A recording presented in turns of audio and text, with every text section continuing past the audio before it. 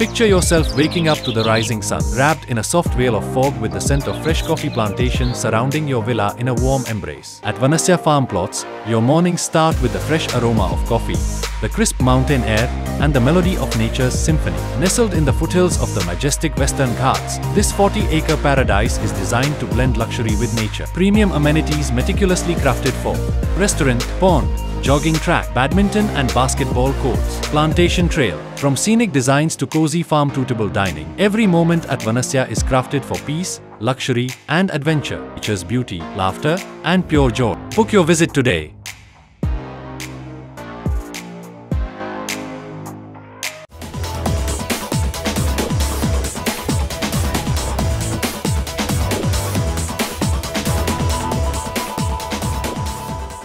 Hi friends, ಇದು mastmaga.com international bulletin ಸುತ್ತು ಜಗತ್ತು. ನಾನು ಅಮರ್ ಪ್ರಸಾದ್. ಪಾಕಿಸ್ತಾನದ ಉಗ್ರಗಾಮಿಗಳೊಂದಿಗಿನ ನೆಂಟಸ್ತಿಕೆ ಕಮ್ಮಿ ಆಗ್ತಾನೆ ಇಲ್ಲ. ಈಗ ಪಾಕಿಸ್ತಾನ ಸೇನೆ ಮತ್ತು ಎಲ್ಇಟಿ ಉಗ್ರ ಸಂಘಟನೆಯ ಕಮಾಂಡರ್ಗಳು ಉನ್ನತ ಮಟ್ಟದ ಮೀಟಿಂಗ್ ಮಾಡಿದ್ದಾರೆ. ಈ ಬಗ್ಗೆ ಅಮೆರಿಕದ ನ್ಯೂಯಾರ್ಕ್ ಟೈಮ್ಸ್ ಪತ್ರಕರ್ತ ತಾಹಾ ಸಿದ್ದಿಕಿ ತಮ್ಮ ಅಕೌಂಟ್ನಲ್ಲಿ ಡೀಟೇಲ್ ಆಗಿ ಮಾಹಿತಿಯನ್ನು ಕೊಟ್ಟಿದ್ದಾರೆ. ಒಂದು ವಿಡಿಯೋ ಕೂಡ ಶೇರ್ ಮಾಡಿದ್ದಾರೆ. ಇದರಲ್ಲಿ ಎಲ್ಇಟಿ ಉಗ್ರ ಅಮೀರ್ ಹಮ್ಜಾ ಸೇರಿ ಸಂಘಟನೆಯ ಅನೇಕ ಮೆಂಬರ್ಸ್ ಇದ್ದಾರೆ. ಪಾಕ್ ಆಕ್ರಮಿತ ಕಾಶ್ಮೀರದಲ್ಲಿ ಈ ಮೀಟಿಂಗ್ ಆಗಿದೆ. ಭಾರತದ ವಿರುದ್ಧ ಹೊಸದಾಗಿ ಏನು ಪಿತೂರಿ ಮಾಡಬಹುದು, ಗಡಿಯಲ್ಲಿ ಅಂಡರ್ಗ್ರೌಂಡ್ ಟನಲ್ ನಿರ್ಮಾಣ ಹೇಗೆ ಮಾಡಬೇಕು, ಒಳನುಸುಳುವಿಕೆ ಮಾಡಿಸೋಕೆ ಭಾರತಕ್ಕೆ ಉಗ್ರರನ್ನು ಅದೆಲ್ಲ ಚರ್ಚೆ ಮಾಡಿದ್ದಾರೆ ಅಂತ ರಿಪೋರ್ಟ್ ಆಗಿದೆ. ಅಂದಹಾಗೆ ಆಪರೇಷನ್ ಸಿಂಧೂರ್ಗೂ ಕೆಲ ದಿನಗಳ ಮುಂಚೆ ಅಂದರೆ ಏಪ್ರಿಲ್ ಕೊನೆಯಲ್ಲಿ ಈ ಟನಲ್ ಆಕ್ಟಿವಿಟಿ ಬಗ್ಗೆ ಭಾರತದ ಮಾಧ್ಯಮಗಳು ಒಂದಷ್ಟು ರಿಪೋರ್ಟ್ ಮಾಡಿದ್ವು. ಪಾಕಿಸ್ತಾನ ಹಮಸ್ ಮಾದರಿಯಲ್ಲೇ ಟನಲ್ ನಿರ್ಮಾಣ ಮಾಡ್ತಾ ಇದೆ. ಭಾರತಕ್ಕೆ ಉಗ್ರಗಾಮಿಗಳನ್ನು ಒಳನುಸುಳಿಸೋಕೆ ಆಳವಾದ ಅಂಡರ್ಗ್ರೌಂಡ್ ಟನಲ್ಸ್ ನಿರ್ಮಾಣ ಮಾಡ್ತಿದೆ.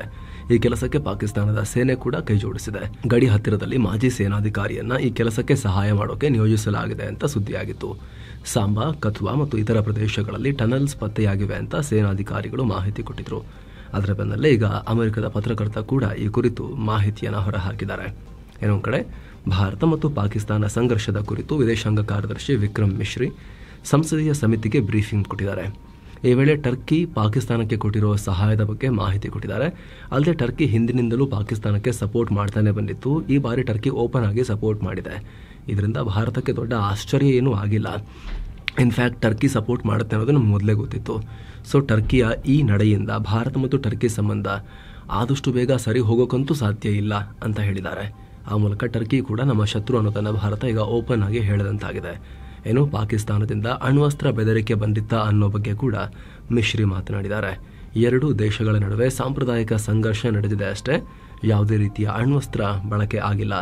ಪಾಕಿಸ್ತಾನ ಕೂಡ ಈ ಸಂಘರ್ಷದ ವೇಳೆ ಅಣ್ವಸ್ತ್ರ ಬಳಸೋ ಯಾವುದೇ ಸಿಗ್ನಲಿಂಗ್ ಅನ್ನ ಅಥವಾ ಆ ರೀತಿಯ ಒಂದು ಹಿಂಟ್ ಅನ್ನ ತೋರಿಸಿರಲಿಲ್ಲ ಅಂತ ಹೇಳಿದ್ದಾರೆ. ಆದರೆ ಪಾಕಿಸ್ತಾನದ ಹರಕುಬಾಯಿ ರಾಜಕಾರಣಿಗಳು ಕೆಲವೊಬ್ಬರು ಆ ರೀತಿ ಹೇಳಿಕೆ ಕೊಟ್ಟರು ಕೂಡ ಅಣ್ವಸ್ತ್ರವನ್ನು ರೆಡಿ ಮಾಡೋದಾಗಿರ್ಬೋದು, ಮೂವ್ ಮಾಡೋದಾಗಿರ್ಬೋದು, ಆ ರೀತಿ ಯಾವುದೇ ಸಿಗ್ನಲಿಂಗ್ ಪಾಕಿಸ್ತಾನ ಕಡೆಯಿಂದ ಬಂದಿಲ್ಲ ಅಂತ ಹೇಳಿದ್ದಾರೆ. ಇನ್ನೊಂದು ಕಡೆ ಭಾರತದ ಆರ್ಮಿ ಏರ್ ಡಿಫೆನ್ಸ್ನ ಮಹಾನಿರ್ದೇಶಕರಾದ lieutenant general Ivan D'Cunha ಮಾತನಾಡಿದ್ದಾರೆ. ಪಾಕಿಸ್ತಾನ ಸೇನೆ ಸೇಫ್ಟಿಗಾಗಿ ರಾವಲ್ಪಿಂಡಿಯಲ್ಲಿರೋ ತನ್ನ ಪ್ರಧಾನ ಕಚೇರಿಯನ್ನು ಭಾರತದಿಂದ ಅಂದರೆ ಬಾರ್ಡರ್ನಿಂದ ದೂರವಿರೋ ಖೈಬರ್ ಪಖ್ತೂನ್ಖ್ವಾ ಪ್ರದೇಶಕ್ಕೆ ಸ್ಥಳಾಂತರ ಮಾಡಿದ್ರೂ ಪ್ರಯೋಜನ ಇಲ್ಲ. ನಮ್ಮ ಸೇನೆ ಅಲ್ಲೂ ಕೂಡ ದಾಳಿ ಮಾಡೋ ರೀಚನ್ನು ಹೊಂದಿದೆ. ಭಾರತದಿಂದ ತಪ್ಪಿಸ್ಕೊಳ್ಬೇಕಾದ್ರೆ ಪಾಕಿಸ್ತಾನ ಸೇನೆ ಆಳವಾದ ಗುಂಡಿ ತೋಡಿ ಅಂಡರ್ ಗ್ರೌಂಡ್ನಲ್ಲಿ ಇರಬೇಕು ಅಷ್ಟೇ ಅಂತ ಲೇವಡಿ ಮಾಡಿದ್ದಾರೆ. ಇತ್ತೀಚೆಗೆ ಭಾರತದ ಸಶಸ್ತ್ರ ಪಡೆಗಳು ನಡೆಸಿದ ಯಶಸ್ವಿ ಆಪರೇಷನ್ ಸಿಂಧೂರ್ ಬಗ್ಗೆ ಮಾತನಾಡುವಾಗ ಈ ರೀತಿ ಹೇಳಿಕೆಯನ್ನು ಕೊಟ್ಟಿದ್ದಾರೆ. ಅತ್ತ ಇಸ್ರೇಲ್ನಲ್ಲಿರೋ ಭಾರತದ ರಾಯಭಾರಿ, ಪಾಕಿಸ್ತಾನ ಅಫ್ಘಾನಿಸ್ತಾನ್ ಸಂಬಂಧದ specialist JP Singh operation Sindoor ಬಗ್ಗೆ ಮಾತನಾಡಿದ್ದಾರೆ. ಪಾಕಿಸ್ತಾನ ವಿರುದ್ಧದ ಆಪರೇಷನ್ ಸಿಂಧೂರ್ ಸದ್ಯ ಪಾಸ್ ಆಗಿದೆ ಅಷ್ಟೇ, ಸಂಪೂರ್ಣವಾಗಿ ಮುಗಿದಿಲ್ಲ.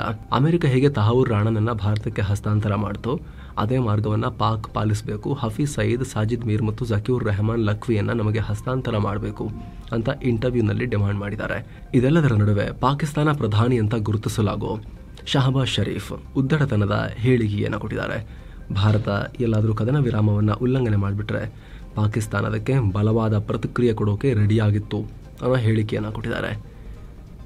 ಭಾರತ ಮಿಸೈಲ್ ಮಳೆ ಸುರಿಬೇಕಾದ್ರೆ ಸ್ವಿಮ್ಮಿಂಗ್ ಪೂಲ್ನಲ್ಲಿ ಚಡ್ಡಿ ಹಾಕೊಂಡು ಈಜೊಡಿತಾ ಇದ್ದ ಪ್ರಧಾನಿ ಭಾಳ ಮಾತಾಡಿದ್ದಾರೆ. ಈಗ ಅಲ್ಲದೆ ಈ ಕದನ ವಿರಾಮವನ್ನು ನಾನೇ ಮಾಡಿರೋದು ಅಂತ ಕ್ರೆಡಿಟ್ ತಗೊಂಡು ತಿರುಗಾಡ್ತಿದ್ದ ಅಮೆರಿಕ ಅಧ್ಯಕ್ಷ ಡೊನಾಲ್ಡ್ ಟ್ರಂಪ್ರನ್ನ ಶಾಂತಿದೂತ, ಮ್ಯಾನ್ ಆಫ್ ಪೀಸ್ ಅಂತ ಶರೀಫ್ ಬಣ್ಣಿಸಿದ್ದಾರೆ. ಕಾಶ್ಮೀರ ಸಮಸ್ಯೆಯನ್ನು ಬಗೆಹರಿಸೋಕೆ ಇವರೇ ಸೂಕ್ತವಾದ ವ್ಯಕ್ತಿ, ಅವರು ಈ ಸಮಸ್ಯೆಯನ್ನು ಬಗೆಹರಿಸ್ತಾರೆ ಅನ್ನೋ ನಂಬಿಕೆ ನಮಗಿದೆ ಅಂತ ಹೇಳಿದ್ದಾರೆ. ಕಾಶ್ಮೀರ ಸಮಸ್ಯೆ ಮೀಡಿಯೇಟ್ ಮಾಡಿ ಬನ್ನಿ ಅಂತ ಆಹ್ವಾನ ಕೊಟ್ಟಿದ್ದಾರೆ. ಜೊತೆಗೆ ಪಾಕಿಸ್ತಾನಕ್ಕೆ ಸಪೋರ್ಟ್ ಮಾಡಿರೋ Turkey, Saudi Arabia, UAE, Qatar ಮತ್ತು ಚೀನಾಗೆ ಧನ್ಯವಾದ ಹೇಳಿದ್ದಾರೆ. ಇತ್ತ ಪಾಕಿಸ್ತಾನಕ್ಕೆ ಬೆನ್ನು ತಟ್ಟಿದ ಟರ್ಕಿ ವಿರುದ್ಧ ಭಾರತದಲ್ಲಿ ಬಾಯ್ಕಾಟ್ ಅಭಿಯಾನ ಮುಂದುವರೆದಿದೆ. ಇದೀಗ ಭಾರತದ ಕಾಮರ್ಸ್ ಪ್ಲಾಟ್ಫಾರ್ಮ್ಸ್ ಟರ್ಕಿಶ್ ಬ್ರ್ಯಾಂಡ್ಸನ್ನು ಸೇಲ್ ಮಾಡೋದನ್ನು ಸ್ಟಾಪ್ ಮಾಡಿದ್ದಾರೆ.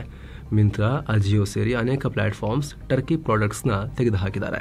ಏನೋ ಪಾಕಿಸ್ತಾನದ ಆಲ್ ವೆದರ್ ಫ್ರೆಂಡ್ ಚೈನಾ ಪಾಕ್ನಲ್ಲಿ ತಾನು ನಿರ್ಮಿಸ್ತಾ ಇರೋ ಡ್ಯಾಮ್ ಕೆಲಸವನ್ನು ಫಾಸ್ಟ್ ಮಾಡಿದೆ.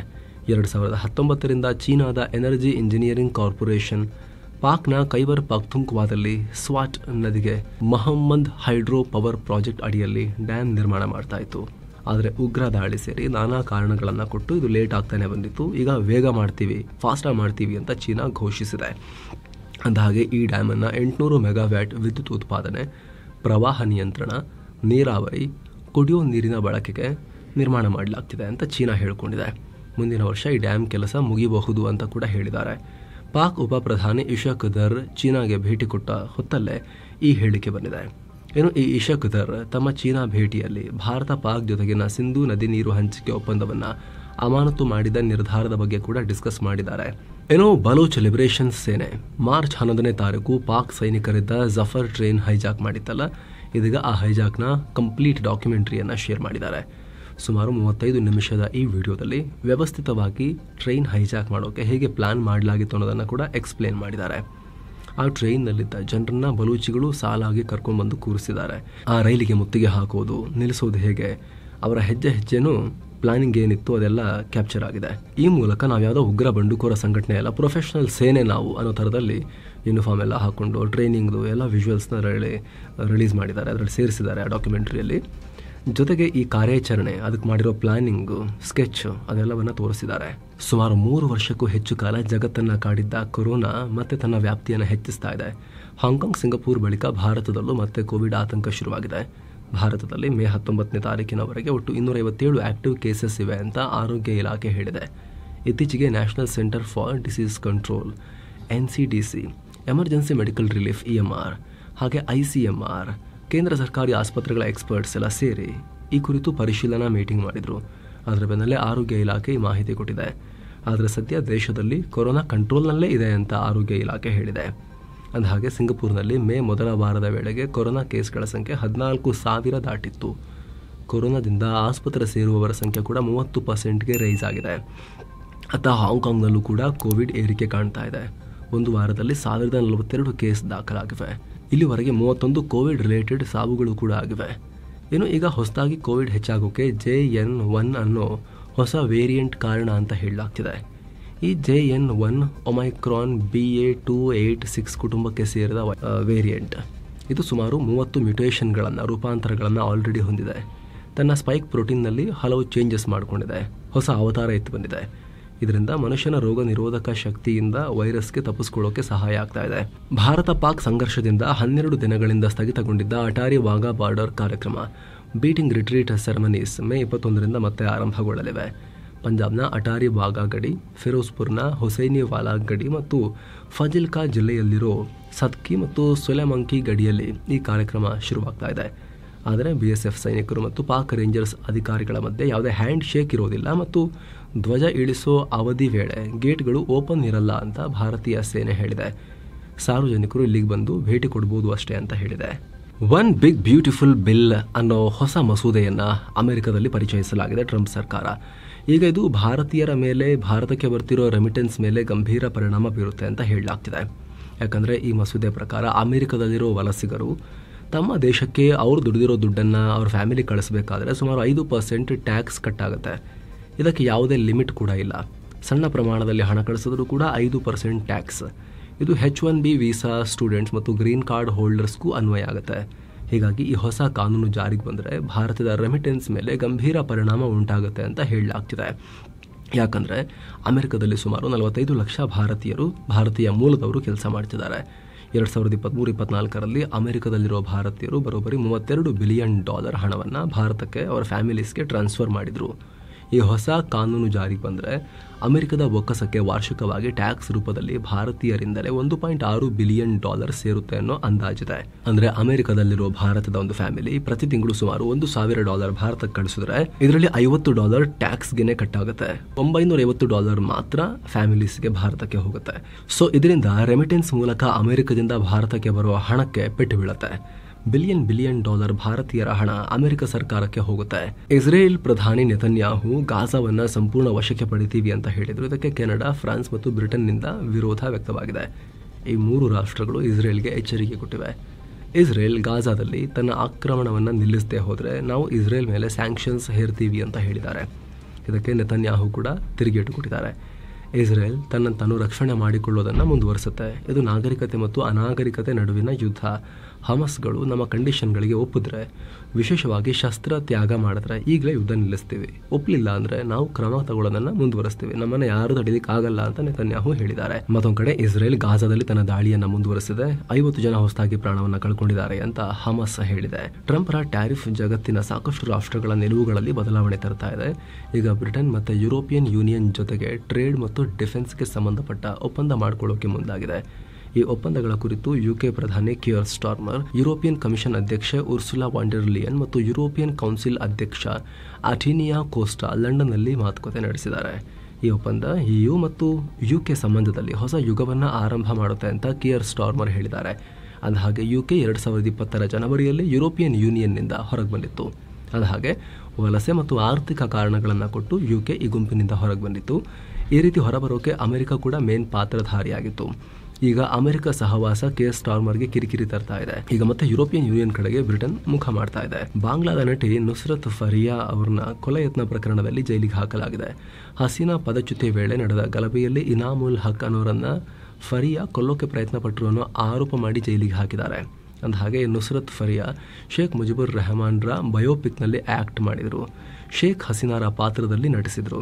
ಹಾಗಾಗಿ ಮತಾಂಧರು ಅವ್ರ ಮೇಲೂ ಕೂಡ ಸೆಟ್ ಮಾಡಿಕೊಂಡು ನಟಿಯನ್ನ ಕೂಡ ಬಿಡ್ತಾ ಇಲ್ಲ. ಭಾರತದ ಕೆಲ ಟ್ರಾವೆಲ್ ಏಜೆನ್ಸಿಗಳ ಮಾಲೀಕರು ಮತ್ತು ಕೆಲ ಹಿರಿಯ ಅಧಿಕಾರಿಗಳ ಮೇಲೆ ವೀಸಾ ಬ್ಯಾನ್ ಹಾಕೋದಾಗಿ ಅಮೆರಿಕ ಹೇಳಿದೆ. ಅಮೆರಿಕಗೆ ಅಕ್ರಮವಾಗಿ ವಲಸೆ ಹೋಗೋಕೆ ಹೆಲ್ಪ್ ಮಾಡ್ತಿರೋದ್ರಿಂದ ಈ ಕ್ರಮ ಅಂತ ಅಮೆರಿಕದ ಸ್ಟೇಟ್ ಡಿಪಾರ್ಟ್ಮೆಂಟ್ ಹೇಳಿದೆ. ಆ ಅಧಿಕಾರಿಗಳು ಯಾರು, ಟ್ರಾವೆಲ್ ಏಜೆನ್ಸಿ ಯಾರು ಅಂತ ಇನ್ನಷ್ಟೇ ಕ್ಲಾರಿಟಿ ಸಿಗಬೇಕು. ಇನ್ನು ಸ್ವಯಂ ಗಡಿಪಾರಾಗೋಕೆ ಒಪ್ಕೊಂಡವರಿಗೆ ಅಮೆರಿಕ ಆರ್ಥಿಕ ಸಹಾಯ ಮಾಡೋದಾಗಿ ಹೇಳಿದೆ. ಸುಮಾರು $1,000 ಸ್ಟೈಫಂಡ್ ನೀಡೋಕೆ ಅಮೆರಿಕದಲ್ಲಿ ಪ್ಲಾನ್ ನಡೀತಾ ಇದೆ.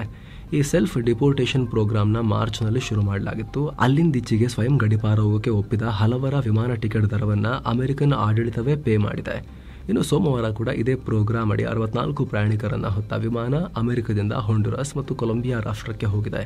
ಇದರಲ್ಲಿ 38 ಮಂದಿ ಹೊಂಡುರಾಸ್ ಮತ್ತು 26 ಜನ ಕೊಲಂಬಿಯಾಗೆ ಸೇರಿದವರಾಗಿದ್ದಾರೆ. ರಷ್ಯಾ ಯುಕ್ರೇನ್ ಯುದ್ಧದಲ್ಲಿ ದೊಡ್ಡ ಬೆಳವಣಿಗೆಯಾಗಿದೆ. ಯುದ್ಧ ನಿಲ್ಲಿಸೋಕೆ ಅಮೆರಿಕ ಅಧ್ಯಕ್ಷ ಡೊನಾಲ್ಡ್ ಟ್ರಂಪ್ ಪುಟಿನ್ ಮತ್ತು ಜೆಲೆನ್ಸ್ಕಿಯೊಂದಿಗೆ ಮಾತನಾಡಿದ್ದಾರೆ. ಕದನ ವಿರಾಮಕ್ಕಾಗಿ ರಷ್ಯಾ ಯುಕ್ರೇನ್ ಮಧ್ಯೆ ಶೀಘ್ರ ಮಾತುಕತೆ ನಡೆಯುತ್ತೆ. ನಾನು ನೈಸ್ ಜೆಂಟಲ್ಮ್ಯಾನ್ ವ್ಲಾಡಿಮಿರ್ ಪುಟಿನ್ ರೊಂದಿಗೆ ಚಿಕ್ಕ ಸಂಭಾಷಣೆ ನಡೆಸಿದ್ದೀನಿ ಅಂತ ಟ್ರಂಪ್ ಹೇಳಿದ್ದಾರೆ. ಇತ್ತ ಜೆಲೆನ್ಸ್ಕಿ ಮಾತನಾಡಿದ್ದು ಯುಕ್ರೇನ್ ಕದನ ವಿರಾಮಕ್ಕೆ ಮತ್ತು ಶಾಂತಿ ಮಾತುಕತೆಗೆ ರೆಡಿ ಅಂತ ಹೇಳಿದ್ದಾರೆ. ಅಲ್ಲದೆ ಯುಕ್ರೇನ್ ಮತ್ತದರ ಮಿತ್ರ ರಾಷ್ಟ್ರಗಳು ಈ ಯುದ್ಧವನ್ನು ಕೊನೆಗೊಳಿಸೋಕೆ ಅಮೆರಿಕ, ರಷ್ಯಾ ಮತ್ತು ಯುರೋಪಿಯನ್ ಯೂನಿಯನ್ನೊಂದಿಗೆ ಹೈ ಲೆವೆಲ್ ಮೀಟಿಂಗ್ ನಡೆಸಬಹುದು ಅಂತ ಹೇಳಿದ್ದಾರೆ. ಇನ್ನು ಟ್ರಂಪ್ ರಷ್ಯಾ ಮತ್ತು ಯುಕ್ರೇನ್ನ ಕದನ ವಿರಾಮದ ಮಾತುಕತೆಯನ್ನ ವ್ಯಾಟಿಕನ್ ಸಿಟಿಯಲ್ಲಿ ನಡೆಸುವಂತೆ ಪ್ರಸ್ತಾಪ ಮಾಡಿದ್ದಾರೆ. ಸೊ ಫ್ರೆಂಡ್ಸ್, ಇದಾಗಿತ್ತು ಇವತ್ತಿನ ಜಗತ್ತಿನ ಸುತ್ತಾಟ. ಮತ್ತೆ ಭೇಟಿಯಾಗ್ತಿರೋಣ. ನಮಸ್ತೆ.